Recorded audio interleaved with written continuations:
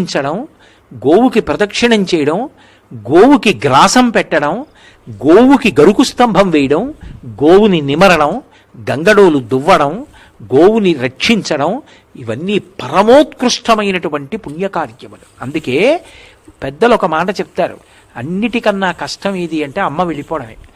అమ్మని చూడాలి అంటే ఆవుని చూస్తే చాలు.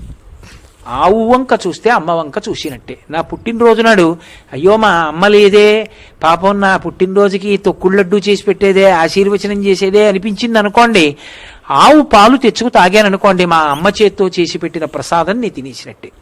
ఆవుకి అరటిపండు పెట్టాననుకోండి, ఆ రోజున మా అమ్మ నా చేతి భోజనం చేసినట్టే. గోవుకి ప్రదక్షిణం చేస్తే మా అమ్మకి నేను నమస్కారం చేసేసినట్టే. అందుకే గోమాత జనకమాతలాగా నిలబడుతుంది.